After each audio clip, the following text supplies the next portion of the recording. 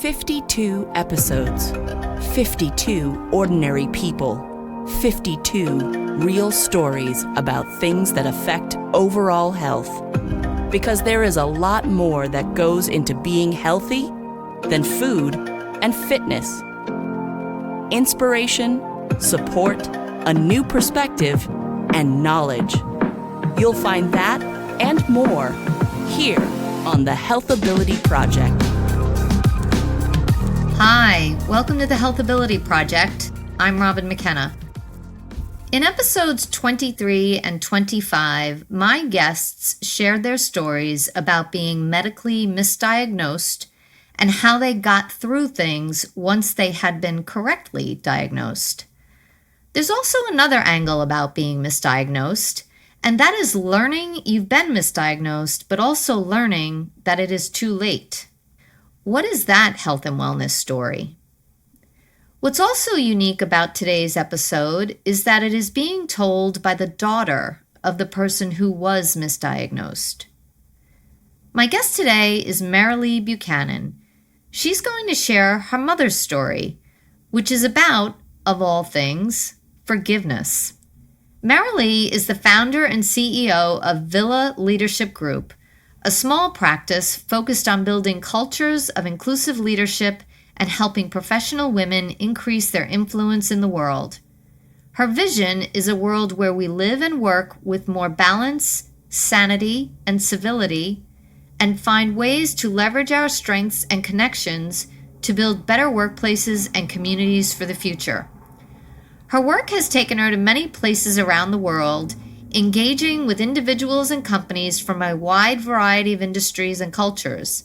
She calls herself a consultant, facilitator, coach, therapist, storyteller, and on some days, a happy sloth. Thanks so much for joining me today, Merrilee. I am so glad to have you. Welcome. Thank you, Robin. I am so happy to be here too. I love your podcast. I love listening to the stories of everyone from so many different angles. So I feel honored to be here and talk to you today. You know, and that's the thing I tell people. There is so much that affects our overall health and well-being. We don't really even think about it. And so I'm really hoping that this podcast brings those things to light and makes people think. And some of the stories are really unique and a little bit out there, but I love every one of them. And I think every one of them has a message, and hopefully people are picking up on that. So thanks very much. And I think I have touched on many different things. I've had a couple of guests on who have shared their cancer stories, and a couple of episodes that I mentioned earlier about being misdiagnosed. But one thing we really haven't discussed so far, and I think we're now at episode 34, is forgiveness. And that's a very, very critical component to one's overall health and wellness, because if we all know that, you know, if you don't forgive or if you're carrying something, it's just not a healthy thing, right? Right.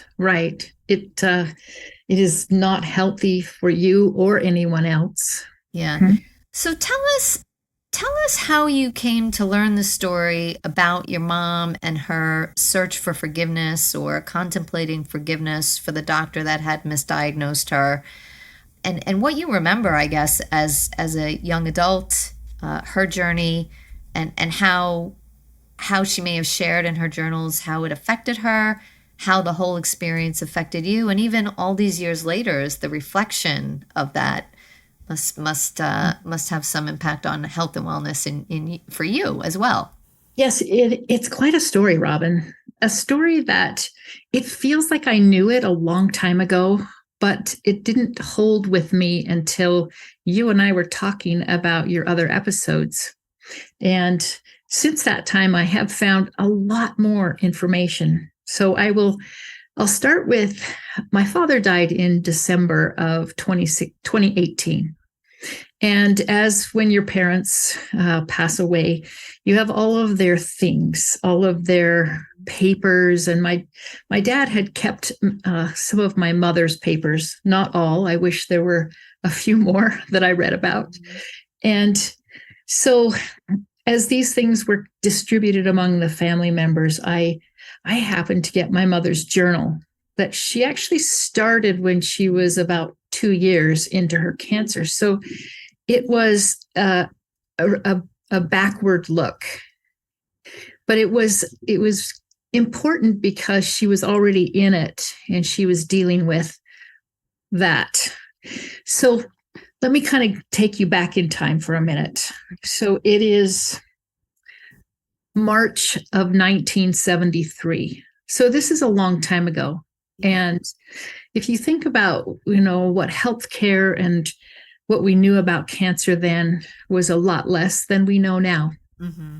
So my mother had been apparently trying to lose some weight. She'd had 6 children, and many of them were close together, like 18 or 17 months apart. I was jammed in. I was the 5th of 6. And so she decided to go to Weight Watchers, and she went to Weight Watchers, and she was on a steady weight loss. And in March of 73, she started to notice some changes in her right breast. It was sagging. It looked like it was inflamed. So knowing what she did, about early detection, she quickly went to her doctor. And she went to her doctor, and I will tell you, this is not his real name. I've renamed him Dr. Goodfellow. Okay. And thank you. So she went in, and they actually ended up doing a biopsy. He sent her to the hospital, and they did a biopsy. The biopsy came back and said, "Oh, nothing to worry about." And so a few months later, she kept going back, and she went to another doctor at the same clinic, Dr. Jackson. And every time she went in, they said, "It's nothing, not to worry. Don't worry, don't worry." So over all these months, and she'd gone back and she'd gone back. So she went back again in January of 74. So almost a year had gone by. Okay. Right. And Dr. Jackson said, "I believe this is dermatitis." So what my mother had was called inflammatory breast cancer. And inflammatory is different. It's only accounts for like between 1% and 5% of breast cancers, but it's a very aggressive form of cancer. And what it does is it blocks the lymph nodes that help the breast drain. And women will get an inflammation that often looks like a rash or a very hot sensation in their breast. And it can be misdiagnosed as mastitis or dermatitis. So following that, she took my sister to the dermatologist in August, a few months later. So all these months have gone by, and the dermatologist said, "No, this is not dermatitis. This is breast cancer." So right away, they had her in, and they did exploratory surgery and did a radical mastectomy. And then they discovered the cancer was also in her lymph nodes. And then she went straight into chemotherapy and radiation. How old was your mother at the time? She would have been 47. Okay. How old were you at the time? I was 15. Okay, so you remember your mother not feeling well or wondering what the heck this is, and maybe being concerned about all of it not going away. Concerned, but not really aware. My parents were quite closed about the whole thing. We knew my mother was ill. We knew she had cancer. We knew she was getting treatments, but they always put on like this very optimistic face. Mm-hmm. She was very upbeat as much as she could be. The chemotherapy would make her very sick. Mm-hmm. And so she would have to stay in bed quite a lot. But I was a teenager, and teenagers, you run your own lives. The only thing that, I shouldn't say the only thing, one thing was that I had to look after my little brother. He was 9 at the time.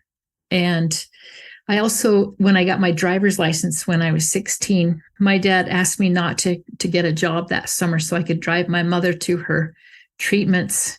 I'm sure that must have been just horrifying for her to have to, her, brand new driver drive her when she was feeling so sick. Yeah. Yeah. So it must have been hard on your dad too to have to ask you to do that. Oh, I think so. There were, 4 of us left at home. my older siblings had gotten married, moved out. And so we took care of each other, but that's the culture that we grew up in, a very, very kind of looking after other people type of culture. So it wasn't really anything that was drastically different. That was kind of just the way we were. So one thing I will step back and tell you that I had forgotten this, but my dad wrote these family history books, for lack of a better word. They're done on an old computer in WordPerfect. Do you remember WordPerfect? Barely. I think it's why I don't like computers to this day. And so he wrote my mother's story in 1996. Wow.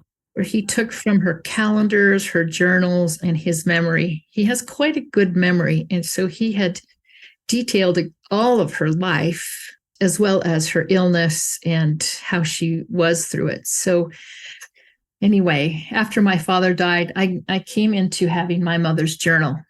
And then I really read her story, and that's where the feelings came from. All right. The feelings of, wow, this was something. So knowing that she had gone back and forth to these different doctors, in May of 1976. So she died in August of 76, but that was when she started looking back. And I'm going to actually read to you what she wrote about that time, if you're okay with that. Sure, right. That would be great. She said, I knew that early detection was the only hope for a cure in breast cancer. The weight of this was so heavy on my shoulders. I knew I would have to dig deep in my soul to forgive Dr. Goodfellow and Dr. Jackson. The daily struggle with that realization was almost as hard as knowing I had that dreadful disease, cancer. And then she goes on to talk about how hard it was for her she'd always been the person who would look after other people.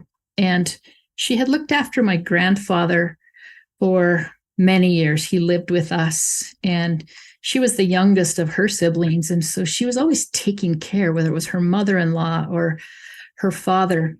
And my grandfather died in July of 1974. So it was a month later that now she is here struggling for her life, having a very difficult time kind of reconciling this.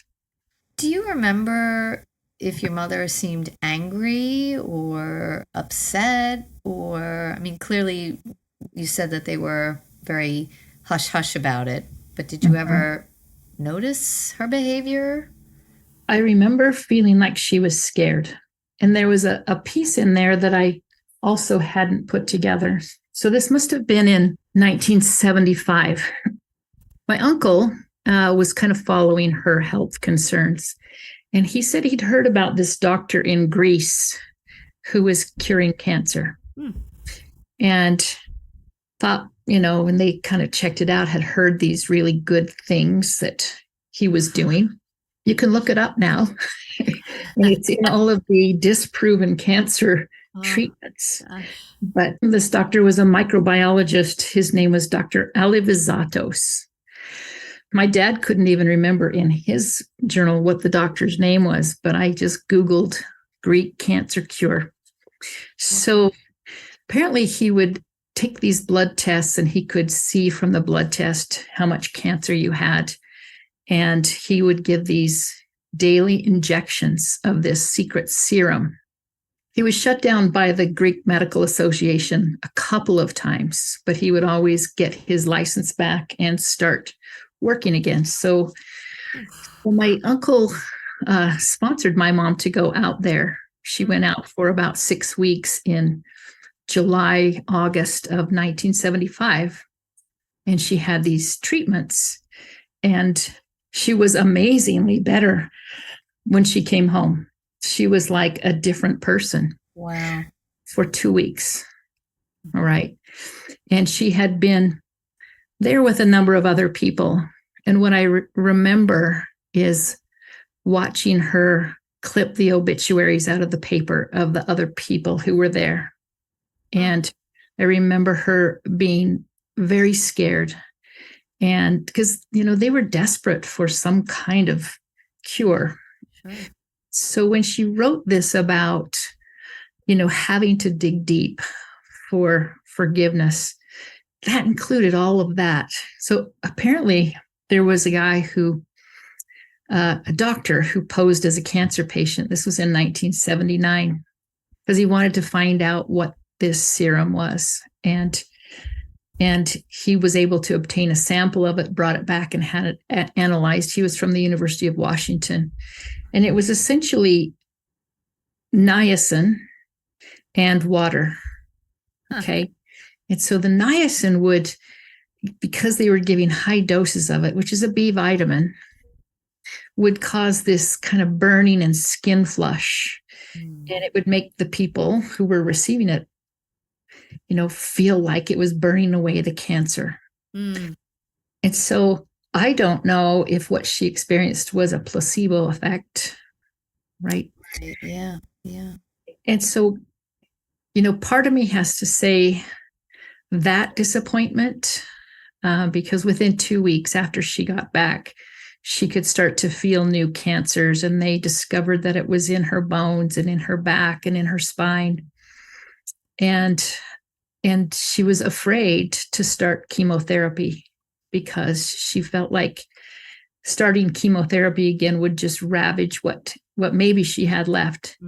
But she decided to go ahead with it, and it bought her probably another 6, maybe even close to a year, to keep doing that. Was she well enough during that time, or was she mostly what was her quality of life like? It was mixed. There were times when she was up and around. She said in her journal, "It's my goal to stay on my feet as long as I can so I can take care of my family." Right. But there were times when she would have a really rough time, and she would have to stay in bed. So, when we talk about this forgiveness, and I've asked my siblings about what they remember. They were older. And so my mom, before she died, in the weeks before she died, she wrote each of us a letter, all right, about how much she loved us. And she wrote a family letter, all right. And I don't know who has the family letter. I don't know where it is. I recollect that on that she said, "I've come to terms with, that I will triumph, with this, whatever that looks like." Right. So it wasn't she was saying, "I'm going to get well." I think she was saying, she often referred to the battle with cancer, but I think her battle was with her own feelings and her own spirituality, her own mortality.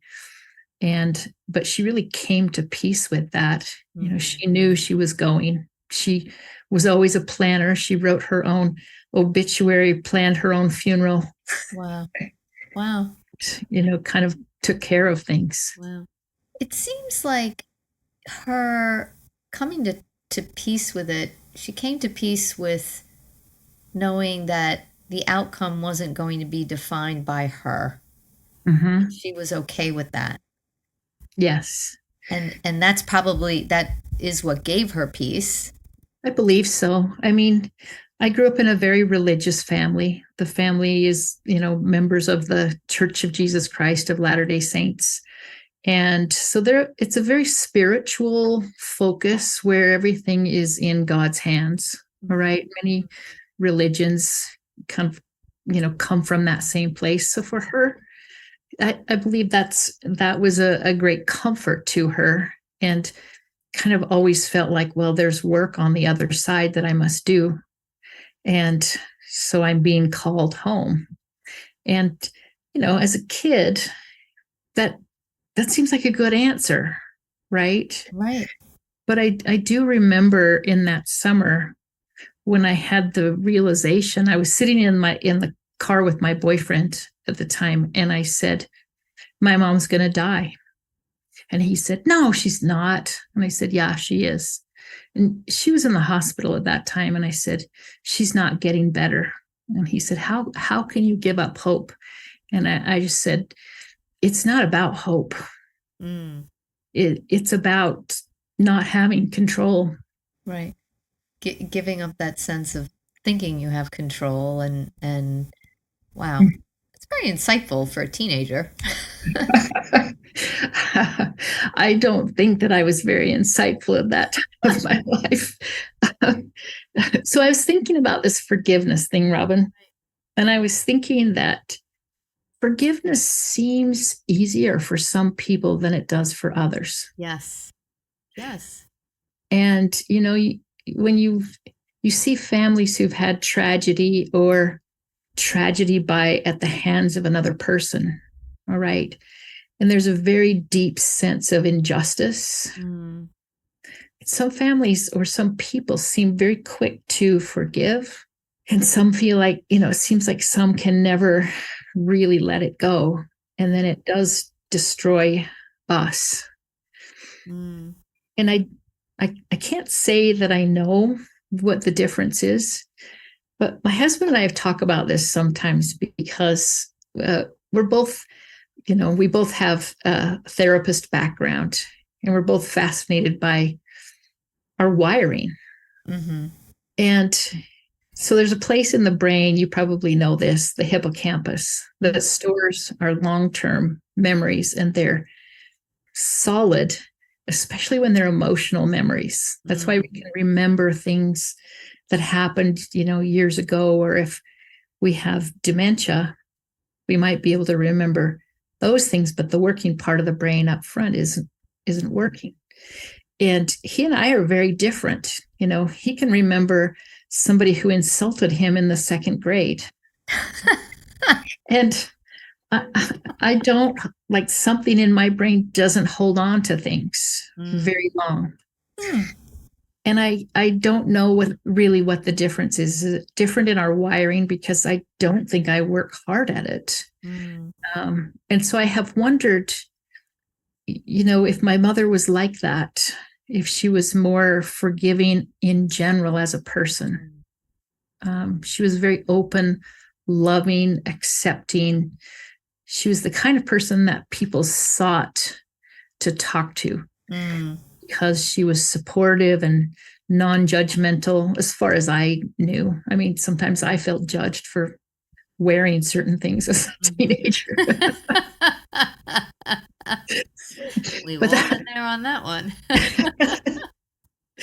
And so I don't know. I mean, I think it's a question for maybe neuroscientists to understand. I was going to say, I think also too is that what your mother probably imparted to you was really how she led by example, and the role model that she was, that conditioned you to have a, in hindsight, healthier mindset towards forgiving or not dwelling on things too long or keeping grudges, that sort of thing, because your mother didn't do it. Maybe it's a combination of DNA and the examples that are set, right? The lessons that you're taught unofficially or informally. It could be that, very much so. But when I was reading over all of this again, it affected me very, very deeply, but not in a way of like I needed to forgive. I actually did this. I looked up these two doctors, and they both passed away. One passed away in 2018 and the other in 2014. Wow. So they were contemporaries with her and with my dad. Yeah. And I think they were friendly with each other. And so it must have been difficult, especially because they were like personal friends. And so that must have been really rough. Yeah, I don't know.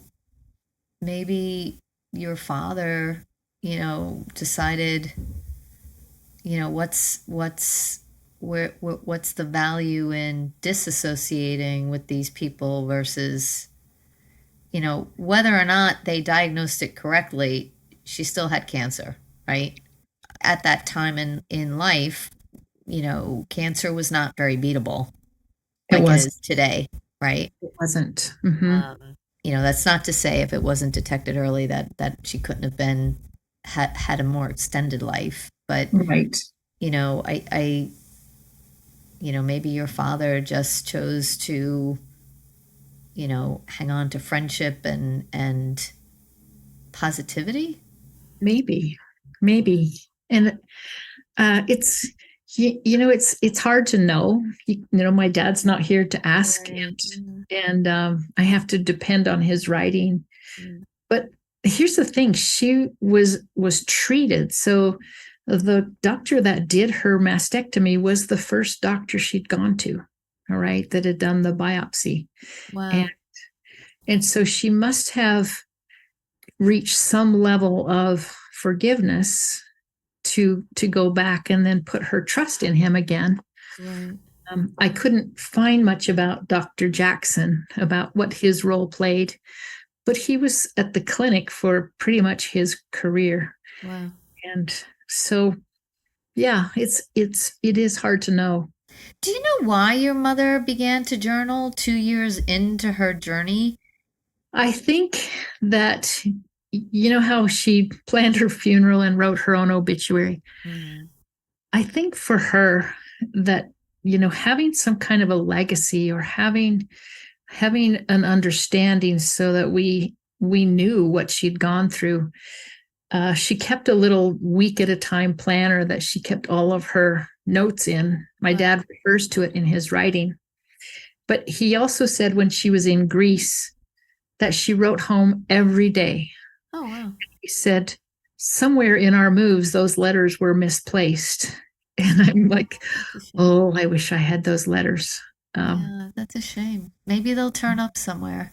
Maybe, maybe somewhere. How was it for you just reading, just even seeing your mother's handwriting and reading through, knowing what we know now and the way life is now versus what it was in the mid 70s?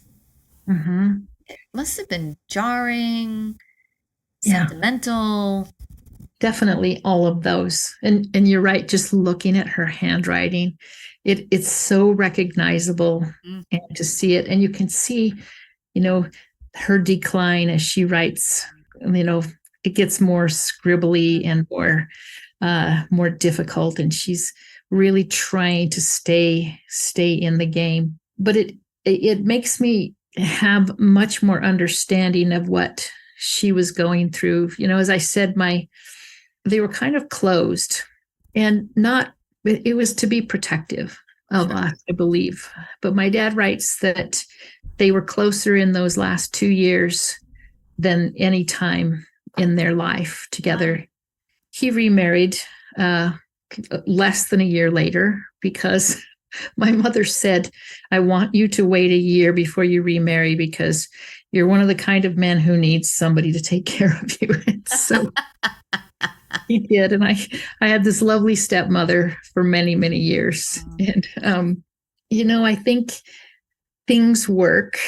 They work out most of the time, not all the time, but they were close. And the only times that I remember one time where I was kind of having some difficulty keeping my curfews. I was Imagine that. that kind of teenager where I'd stay out later than I was supposed to. And I remember one time standing, and she was in her bed, and I was standing there leaning against her dresser. And she said, Merrilee, I have never wanted my illness to get in the way of your life. And she said, but you're really testing me. And and she said, the stress of worrying about where you are when you're not home is really hard. So she wasn't horrible. She wasn't mean or anything, but I remember standing there just crying because I was causing her so much pain. But, I mean, when you think about it in retrospect, I'm like, she should have really given it to me. Laid into you or had your father lay into you. But Somebody. wow. But it sounds like your mom was a gentle soul and that her way was soft and loving and not, Mhm. like a more traditional it was soft and loving, but she was a really strong woman. And she was assertive. She was kind. She was never, to be walked over by other people. Mm-hmm. I learned this too. She often would step in and work in my dad's businesses because he was a serial entrepreneur. Ah. She would come in and take up the bookkeeping and, manage the books because she was very good at that. Uh-huh. I read this paragraph in his writing, and he said, Carolyn wasn't she wasn't really a feminist, though the feminism was really rising at the time. Mm-hmm. But she was very concerned about the inequality of men and women in the workplace. And I had never heard that before. I had not known that. Wow. And it's really funny because the kind of work that I do now is really all about that. About that, right, right. Yeah. What a joyful thing to learn, and just, the experience of going through your parents' journals and notes and things, that as bittersweet as it is, it's also joyful because you've picked up these insights you just didn't have before, or maybe some things you knew, and now as an adult versus a younger person, it's different perspective, right? Right. And, my mother died when she was 49. Wow. And I know that each of my siblings, passing that 49-year-old mark has been one of those things that, whether it's conscious or unconscious, right. And I'm well past that now. so, I feel not safe, but it's interesting because none of my siblings have had any breast cancer, nor I, but we're always very careful. Sure. And, check for that. Right. So, but it's a story, and, it's a part of me. It's a part of my family life. I get the sense that your mother really did opt for forgiveness, even though she said she really had to dig deep, because it was that forgiveness that gave her, it sounds like she wanted to be present more so than she wanted to dwell on the fact that maybe she was being cheated by this misdiagnosis, and she had a choice, and that's what she chose. And, it was a more healthy end of the journey than someone who may have clung to,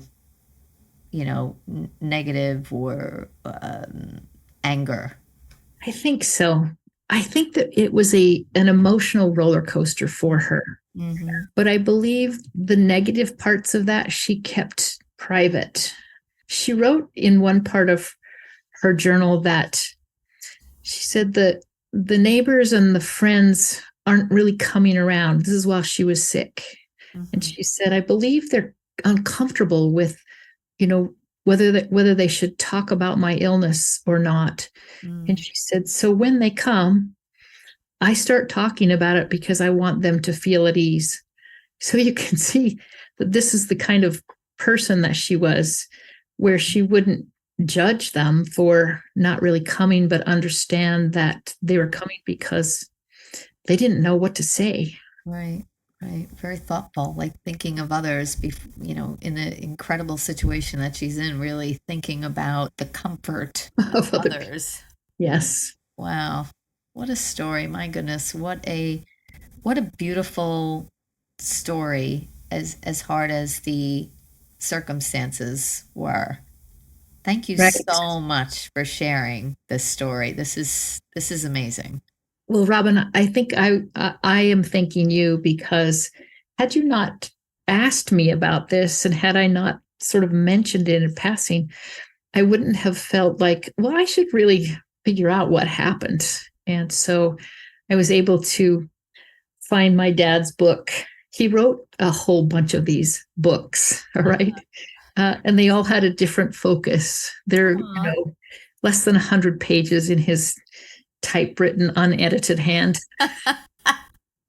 And then he would, publish them on a publish. I'm sure he did them on some kind of a copy machine, and then have them bound at Kinko's and give them to us for our Christmas presents. Oh, that's So sweet. they really are truly a gift. That he wrote down all these parts of his history. One of them is about all the many different careers and jobs he had, and one of them was about his life growing up and about raising kids, and so there's lots of different topics.